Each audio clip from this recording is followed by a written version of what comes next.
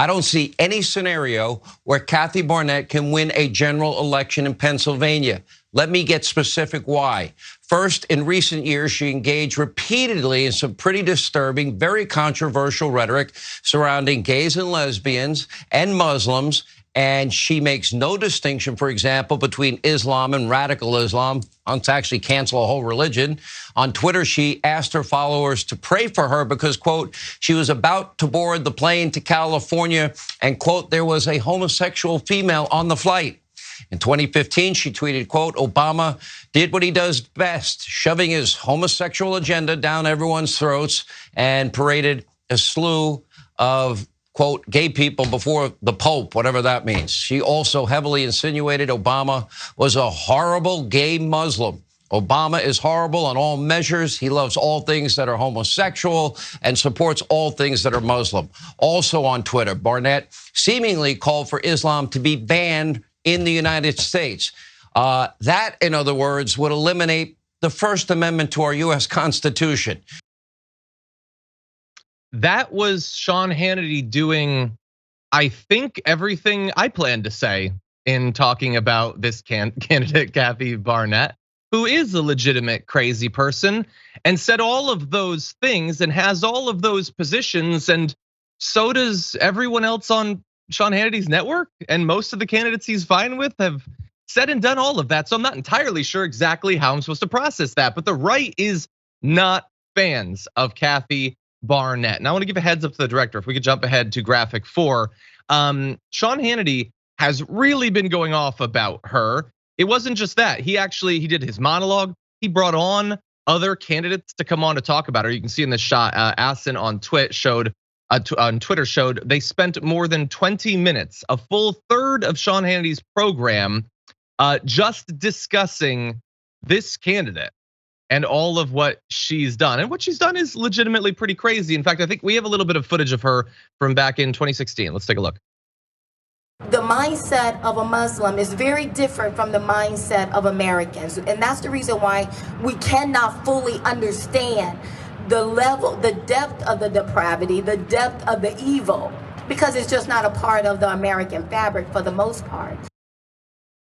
So that's obviously terrible, and we don't agree with that. But the idea that you wouldn't draw a distinction between terrorists who happen to be Muslim and the far more than 1 billion Muslims in the world, that's what Fox has been doing for a very long time. Like, it's weird, Brett, that they have this particular issue. One wonders if it's not purely an ideological thing and it's more they've already thrown in for Dr. Oz in that Pennsylvania Senate primary thing.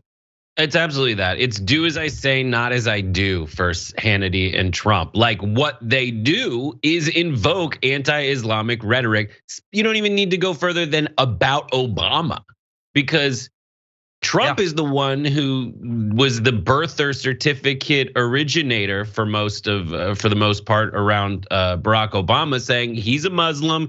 He was born in Kenya because he's so Muslim he couldn't help but just go to Kenya to get born.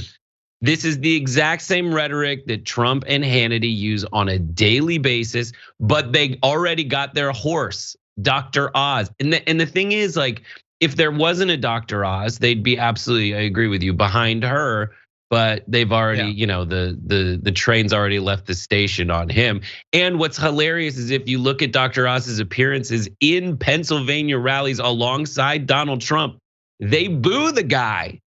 Because for some reason they can't handle the fact that Dr. Oz is a poser, even though Trump is 100% a poser as well, in the exact same fake successful, fake reality show way. At least Dr. Oz invented a heart valve.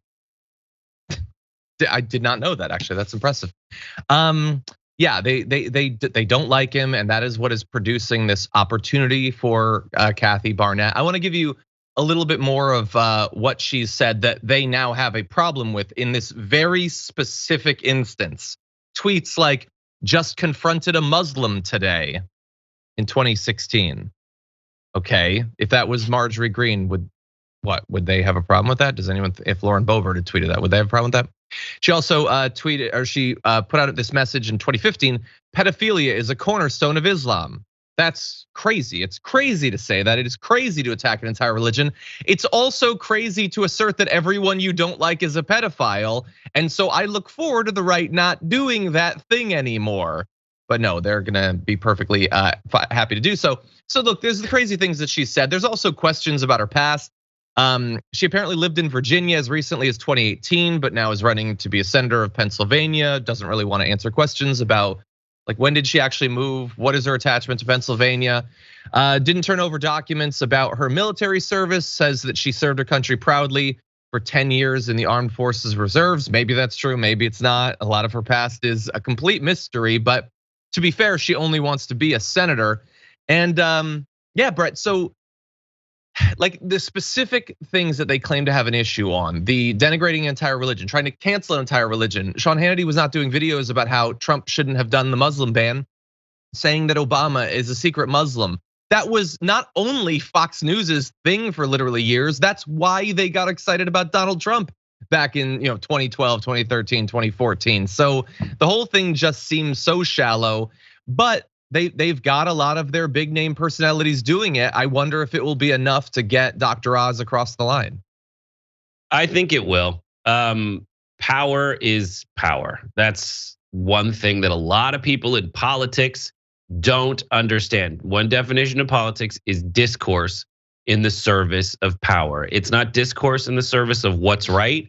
It's not discourse in the betterment of society. It's discourse in the service of power. And once you understand that, you understand everything every Republican is doing. And it makes you want to bash your head against the wall when you listen to what Democrats are doing, because they are not executing discourse in the service of power. It's discourse in the service of a status quo. But in this case, all that Trump is doing is saying whatever he needs to say to get power. And that's what Lindsey Graham's doing. That's what Dr. Oz is doing. Every time you see someone flip-flop and get away with it, it's because they correctly identified what discourse would end up getting them the power. Yeah. Well, look, you were mentioning Trump there, so I do want to jump to Trump. So a big old apologies to the director. I'm all over the place. I'm gonna jump back to the first graphic, and then we're eventually gonna move on to the Steve Bannon stuff. So apologies, but don't worry, the weekend's coming. You don't have to deal with me for much longer. But with that said, let's jump into this first graphic. Donald Trump is John. Oh, this is the strike back, is what this is. No, this They've is got John. The power. No. What? They put up. I'm looking at the sheet. The sheet says graphic 1. There's a 1 in parentheses, and that's the graphic that went up. Sophie is highlighting it, John. There's no strike back. Brett, that is the correct graphic, but I need to introduce it. That's what I'm saying. I'm not saying it's the wrong graphic. At the beginning of the second hour, I'm going to explain what John does to make certain like TD's lives and producers' lives a living hell. Yeah, no, I acknowledge that. I said I apologize in advance. I know what I'm doing. And I know that they crave being able to make me look ridiculous from the shadows. No, anyway, I can guarantee you that's not the case. I'm going to try to get into this graphic, and I guarantee they're going to stab me in the back. No, they're not. No one's stabbing you in the back. You said, here's graphic 1. And then you said it. I'm just gonna sit here and I'm gonna resetting. I can't just reset on a graphic. I have to intro it. You understand this? All right, here we go. Here we go. You have COVID. I feel like I have a fever. What is going on right now?